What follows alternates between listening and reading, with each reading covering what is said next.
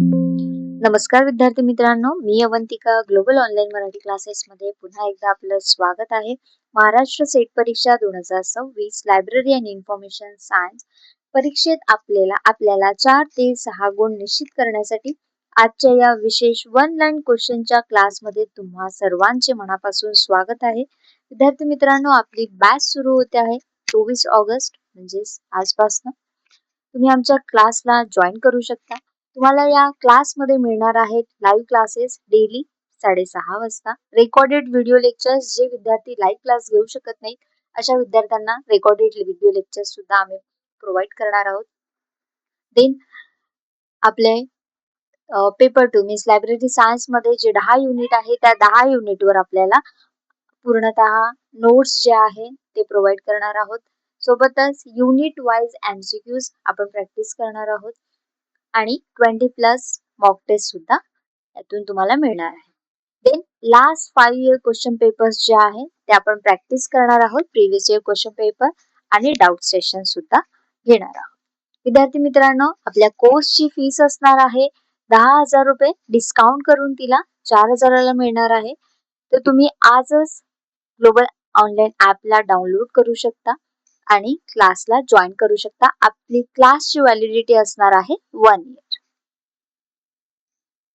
विद्यार्थी मित्रांनो, पहिला प्रश्न आहे, from which language did the word library originate? Library म्हणजेच ग्रंथालय हा शब्द कोणत्या भाषेतून आला आहे? तर याचं करेक्ट आन्सर असणार आहे लॅटिन, फ्रॉम द वर्ड लिब्रर. ना, लायब्रर या शब्दापासून, लॅटिन या शब्दापासून लायब्ररी हा ओरिजिनेट वर्ड जो आहे तो आलेला आहे. देन नेक्स्ट क्वेश्चन बघूया. Which is the largest library in the world? जगातील सर्वात मोठे ग्रंथालय कोणते आहे? So correct answer is library of congress. USA अमेरिकेमधील लायब्ररी ऑफ काँग्रेस हे सर्वात मोठे ग्रंथालय आहे. Then third question, where is the national library of India located? भारताचे राष्ट्रीय ग्रंथालय, ज्याला नॅशनल लायब्ररी म्हटलेलं आहे, ते कुठे स्थान आहे, कुठे आहे? तर it's stated as or located at Kolkata, है ना, बेलवेडर पॅलेस येथे. Then question number 4, in which year was the national library Kolkata establish? कोणत्या वर्षी राष्ट्रीय ग्रंथालयाची स्थापना करण्यात आली? इयर विचारलेला आहे. So correct answer is 1948 by renaming the imperial library. Then next question number 5. Who was the first librarian of the National Library of India? भारताचे राष्ट्रीय ग्रंथालयाचे पहिले ग्रंथपाल कोण होते? So correct answer is B.S. Keswar. Next question बघूया. हे छोटे छोटे क्वेश्चन्स तुमच्या परीक्षेच्या दृष्टिकोनातून खूप महत्वाचे आहे. Okay, question number 6. When was the Imperial Library established? Imperial Library ची स्थापना कधी झाली? So answer is in 1891. 1891 मध्ये Imperial Library ची स्थापना झाली. Then next question number 7. In which law of library science is child development and youth development discussed? ग्रंथालय शास्त्राच्या कोणत्या नियमात बाल विकास आणि युवा विकास यावर चर्चा केली? लॉ विचारलेला आहे इथे. So answer is 5th law. 5व्या नियम मध्ये यावर चर्चा करण्यात आलेली आहे. Then question number 8. Every reader his her book, which law is this? प्रत्येक वाचकाला त्याचे पुस्तक हा ग्रंथालय शास्त्राचा कितवा नियम आहे? खूप सोपा प्रश्न आहे. याचा करेक्ट आन्सर असणार आहे सेकंड लॉ, दुसरा नियम. Then question number 9. Every book its reader, which law it this? कुठला लॉ आहे हा? प्रत्येक पुस्तकाला त्याचा वाचक असावा. So correct answer is third law. Okay, Then next question number 10. Library case is related to which type of library? ग्रंथालय उपकर हा कोणत्या प्रकारच्या ग्रंथालयाशी संबंधित आहे? So correct answer is public library, सार्वत्रिक ग्रंथालय. Then question number 11. In which state of India was the first library act passed? भारतातील कोणत्या राज्यात पहिला ग्रंथालय कायदा संमत करण्यात आला? आपण मागच्या क्लासमध्ये बघितले लेजिस्लेशन मध्ये लायब्ररी ऍक्ट इन इंडिया मध्ये पहिला कायदा जो आहे तो कोणत्या स्टेट मध्ये लागू करण्यात आलेला? तर करेक्ट आन्सर असणार आहे मद्रास, तामिळनाडू. 1948 ला लायब्ररी ऍक्ट जो आहे तो पास करण्यात आला. Then next question. In which year was the Public Library Act passed in Bihar? Bihar मध्ये सार्वजनिक ग्रंथालय कायदा कोणत्या वर्षी संमत झाला? So correct answer is 2008. बघा लेजिस्लेशन सुद्धा तेवढेच इम्पॉर्टंट आहे कारण अशा पद्धतीचे प्रश्न जे आहे ते परीक्षेत विचारले जातात. Okay. Then question number 13. When was RRLF established? RRLF ची स्थापना कधी झाली? RRLF काय आहे? Raja Ram Mohan Roy library foundation. So याला इस्टॅब्लिश करण्यात आलंय इन 1972. राजाराम मोहन रॉय यांची 200 काय म्हणतात बर्थ अॅनिव्हर्सरी होती तेव्हा. ठीक आहे. Then next question number 14. Where is the headquarter of RRLF located? RRLF कुठे लोकेटेड आहे? त्याचे मुख्यालय कुठे आहे? So correct answer is Kolkata. RRLF legislation वर एक प्रश्न जो आहे तो येतोच. ओके. कोलकाता येथे आहे याचं headquarter. Then next question. What name did Ranganathan give to the mobile library in India? Ranganathan यांनी भारतातील मोबाईल लायब्ररीला म्हणजे चल ग्रंथालयाला कोणते नाव दिले आहे? So correct answer is लिब्राचीन.